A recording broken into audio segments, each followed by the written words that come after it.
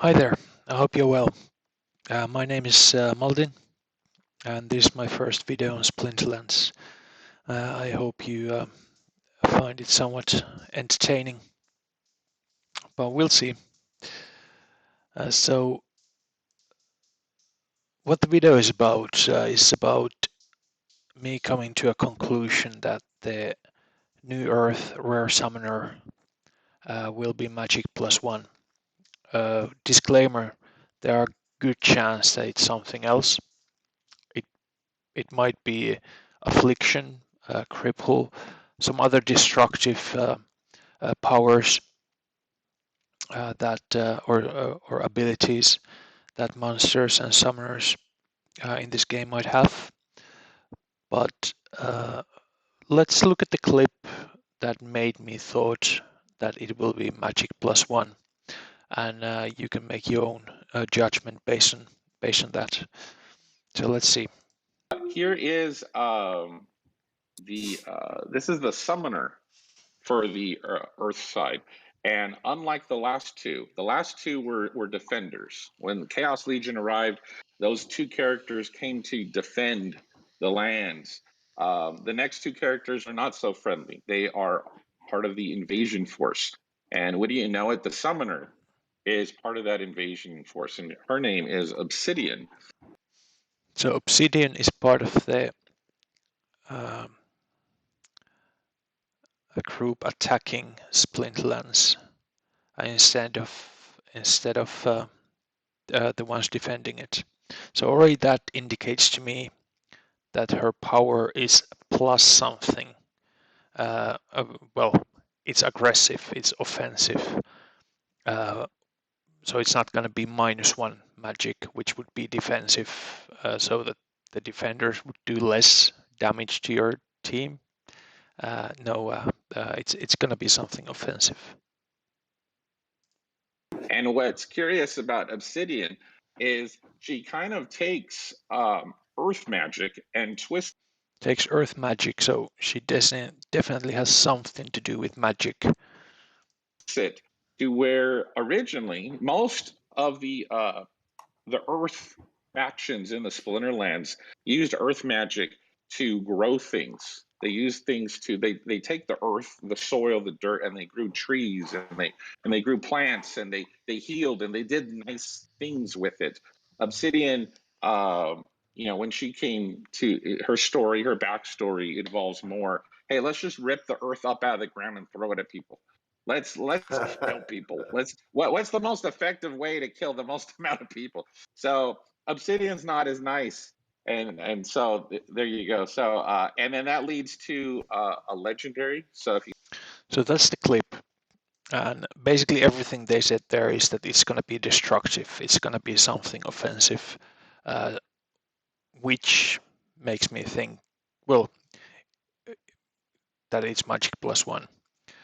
Uh, that being said, it could be another Jodin.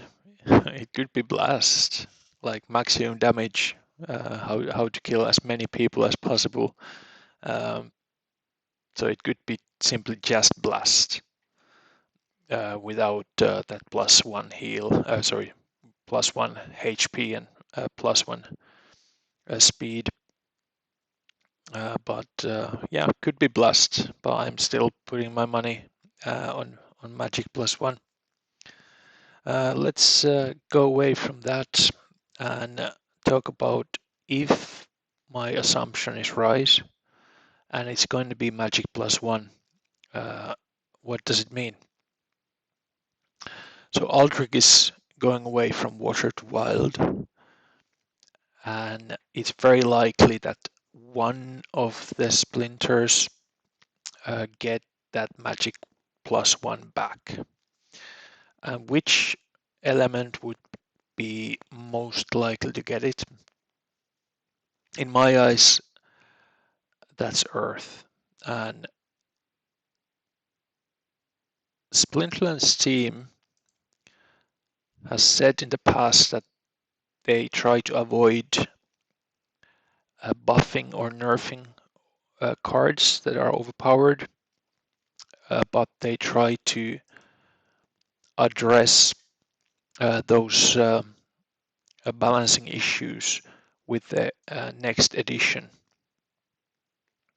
So we could, for example, expect that Yodin will be addressed, possibly with return fire rare summoner instead of a legendary, and or maybe a different type of combo of legendary like return fire and amplify a summoner.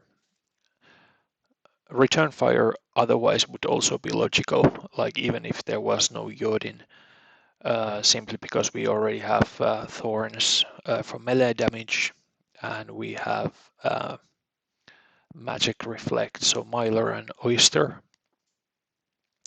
So return fire, it's like I'm actually surprised that wasn't part of a dice already. That being said, I'm gonna show you why I think Earth is the most logical splinter to get. Magic +1 summoner. Let me go to a grid view. And if we look at simply at legendary cards, 2 of the 3 most cheap legendaries are Earth magic cards. And if the team is not going to buff the cards themselves, what could they do? They could address it in the upcoming edition, and they could give Earth that magic +1 summoner. They're both already decent cards. I actually really like Bilka, and I do like Spirit Druid Krog as well when he gets level 2, so he gets the life steal. He becomes a monster in even health matches that way. Same as Bilka is good in even health matches as well. Suddenly a stealth blasting you with 2 or 3 magic damage, and you can't target it. But that's basically the logic. I assume they are like Spirit Root Grog is the cheapest untamed legendary on the market and has been for a while. So therefore, I think not only the clip we just watched, but also it would just make sense. So I already invested in both of these. Not a lot. I bought one of Jin Bilka level 1. I do also have one of them at level 3. That one is more of an investment, but it's also playable on my second account. I have 2 accounts, and I can play it there at level 1 with no problems. Spirit Root Krog, I bought him at level 2.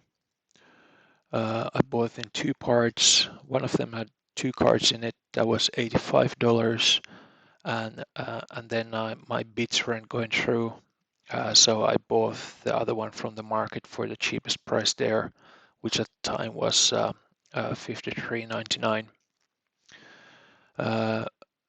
Bilka, I just bought him for $20 today, and they were both investments. I'm sort of betting on myself that I'm right, how I'm interpreting that video clip and the circumstances where that magic +1 would just make sense for Earth. Other things that I would consider investing in if you think I'm right or have a good possibility of being right. Don't take me wrong. Even if I'm wrong, I still don't think that these are bad investments, even if there's no magic +1 summoner. Like being cheapest that there's only one way to go, and that's up. It's different for some of the other cards where they might fluctuate more. But when you are cheapest on the market, it's very unlikely that it will fluctuate unless the whole market fluctuates. But the singular card itself will not plummet anywhere from there. So it only can go up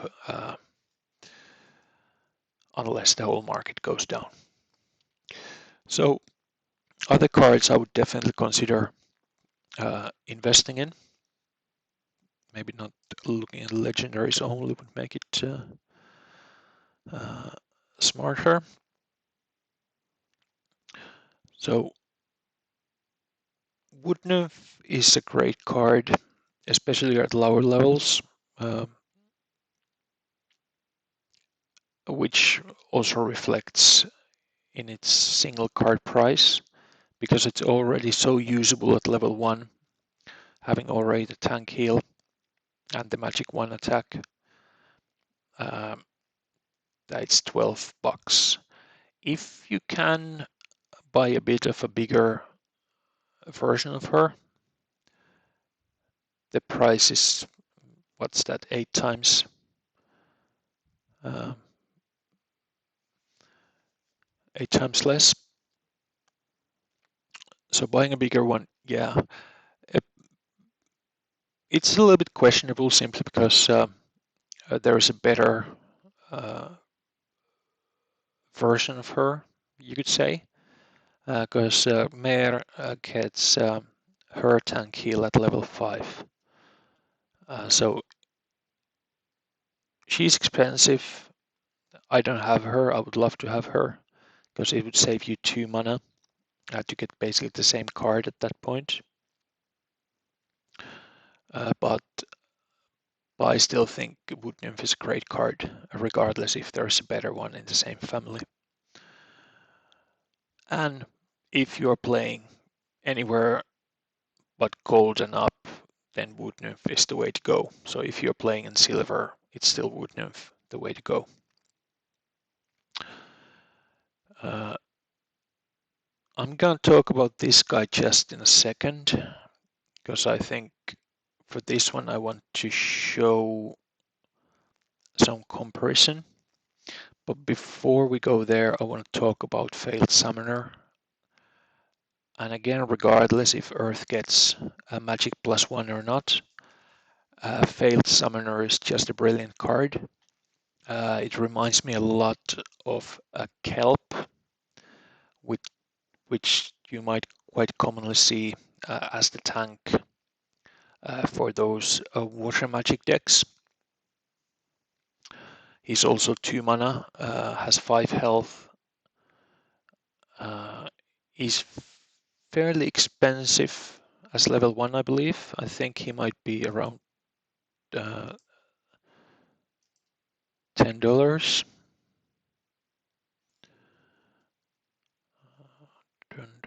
I'll just quickly check.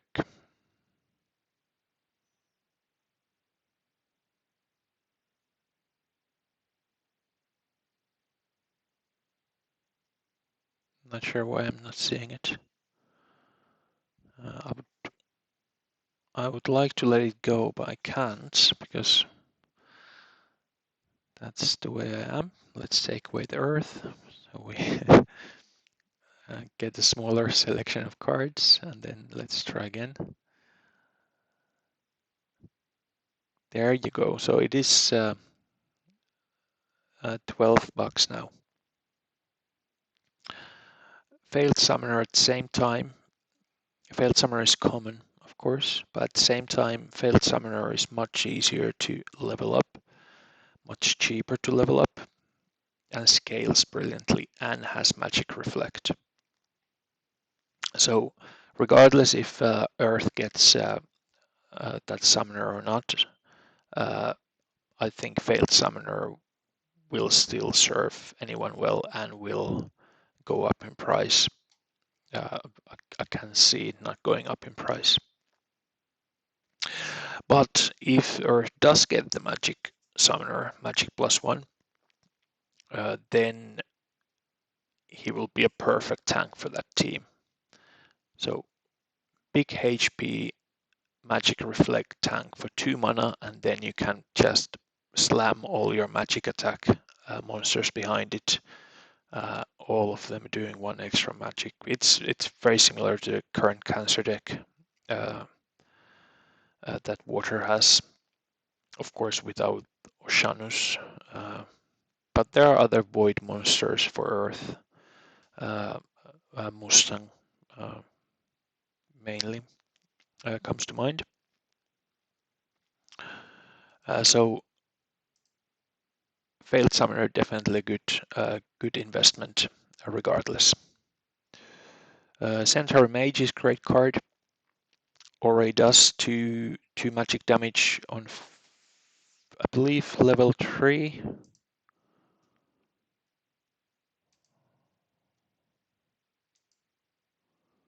Yeah, she gets 2 magic damage already at level 3, meaning that she will do 3.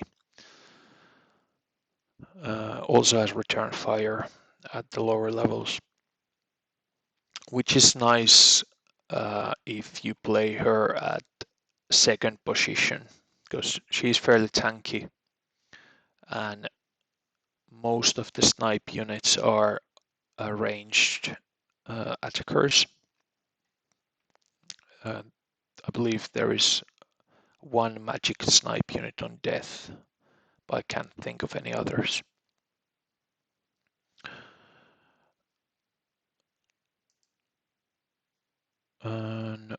And then I want to talk about Goblin Sorcerer. So I'm making this comparison between Earth and Water, obviously, because Water is going to lose their magic summoner to Wild. Of course, he still exists, but I believe he's now 160 per card, Aldrich. But I'm comparing these two. So Failed Summoner for Kelp, Goblin Sorcerer. Well, I will compare it to Coral Wraith, and I'll explain in a moment why.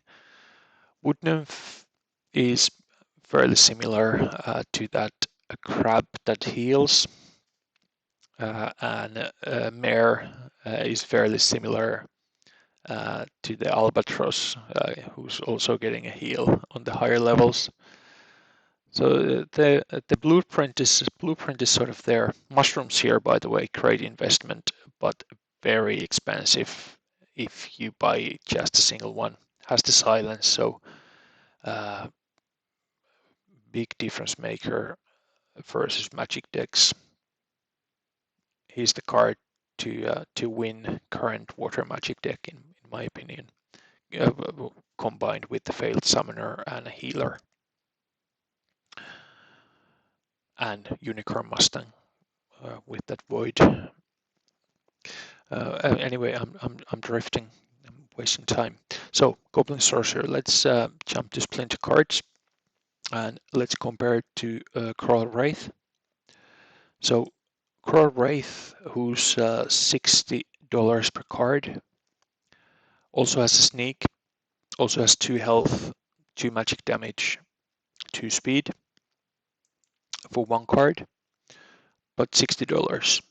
Now, same stat line exactly is Goblin Shaman, Goblin Sorcerer, sorry, at level 4. So if we go to cards, Earth, Common, and then all, here we go. So at level 4, Goblin Sorcerer has the same stat line.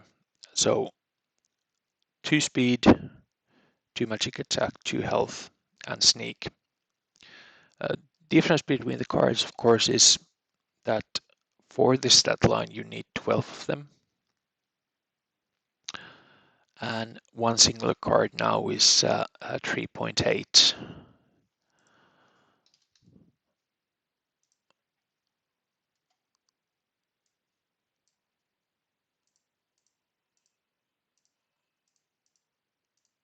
So that's 45. You're still saving. Even if you buy them in single packages, you're still saving $15 if you compare those two and the stat lines only. Of course, Water does have the Magic Summoner and Earth doesn't at the moment. However, I bought mine. I bought it at level 4 and I bought it for $34.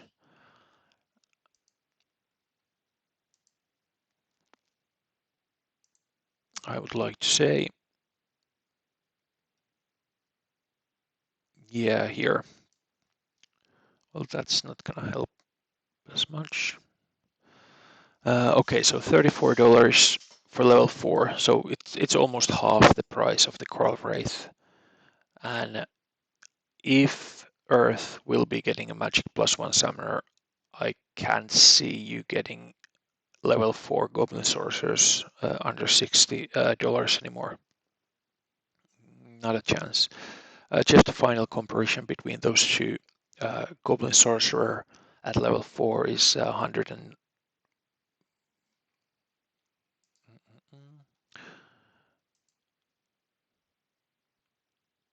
so level 4 at the moment is £36 and it has one extra card in it. You only need 12.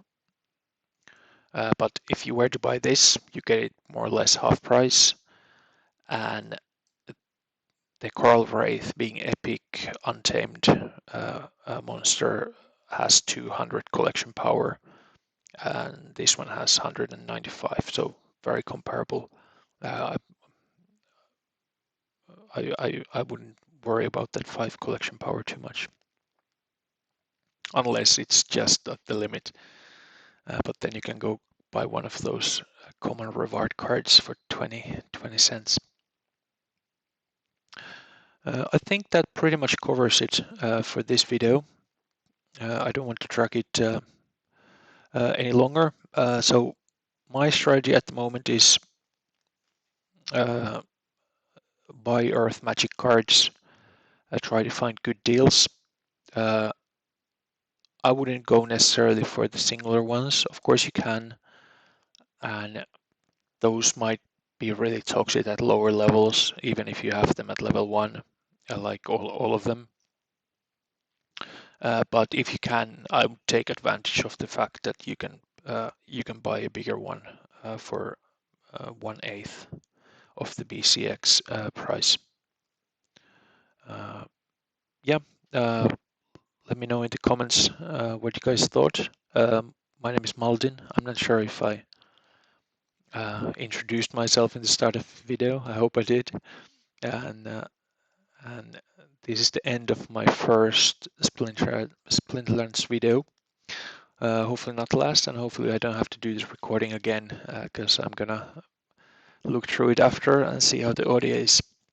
Thank you for your time, and in case I do videos again, I'll see you soon.